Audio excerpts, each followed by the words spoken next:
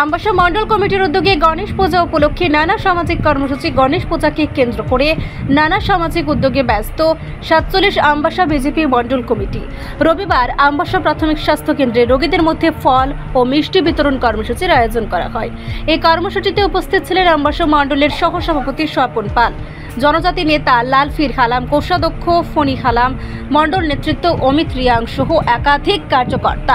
কর্মসূচি শেষে সহসভাপতি স্বপন পাল জানান, এবছর গণেশ পুজো আমবাসা মন্ডল আয়োজন করছে এবং পূজাকে কেন্দ্র করে একাধিক সামাজিক ও সাংস্কৃতিক কর্মসূচি নেওয়া হয়েছে। এরই অঙ্গ হিসেবে স্বাস্থ্য কেন্দ্রের রোগীদের মধ্যে ফল ও মিষ্টি বিতরণ করা হয়। আগামী দিনে বসে আঁকো প্রতিযোগিতা, দুস্থদের মধ্যে বস্ত্র বিতরণ এবং সাংস্কৃতিক অনুষ্ঠানেরও আয়োজন করা হবে বলে তিনি জানান। এছাড়াও তিনি আরও বলেন, আগামী 26শে আগস্ট পুজো মণ্ডপের উদ্বোধনী উপস্থিত থাকবেন রাজ্যসভার সাংসদ তথা প্রদেশ সভাপতি রাজীব ভট্টাচার্য, প্রাক্তন সাংসদ রেবতী ত্রিপুরা এবং 3 দিনব্যাপী চলা পুজোতে রাজ্যের একাধিক মন্ত্রীরাও উপস্থিত থাকতে পারে। গণেশ পূজাকে কেন্দ্র করে 47 আমবাসা বিজেপি মণ্ডলের কার্যকর্তাদের মধ্যে ইতিমধ্যেই ব্যস্ততা ও উৎসবের আমেজ লক্ষ্য করা যাচ্ছে।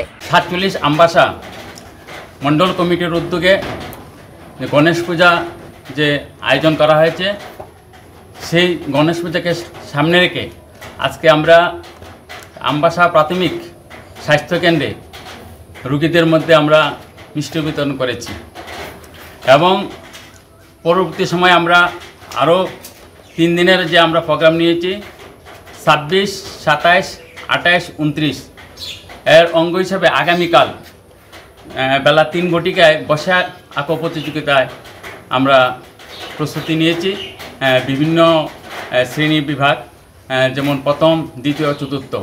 প্রথমত যারা আছে তাদের যেমন খুশি তেমন আঁকো এবং পরবর্তী সময় গণেশ অঙ্কনের মধ্য দিয়ে আমাদের প্রতিযোগিতামূলক যে অঙ্কন প্রতিযোগিতা হবে আগামী কাল বিকেল 3 ঘটিকায়। আমাদের এই মণ্ডলের উদ্যোগে যে পূজাকে উপলক্ষ করে যে আমাদের বিভিন্ন কর্মসূচি নেওয়া হয়েছে, তার মধ্যে বিশেষ করে 26 তারিখ প্রথমত গণেশ পূজা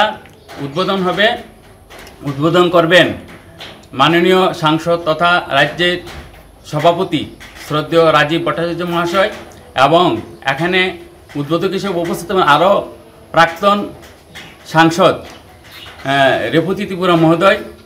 এই উদ্বোধনী অনুষ্ঠানে উপস্থিত থাকবেন এবং সেখানে সন্ধ্যা 6টা 30 গরিব মানুষের মধ্যে বস্ত্র বিতরণ করা হবে এবং পরবর্তী 27 তারিখ যথারীতি সকাল 7 ঘটিকায় হতে পূজা শুরু হবে।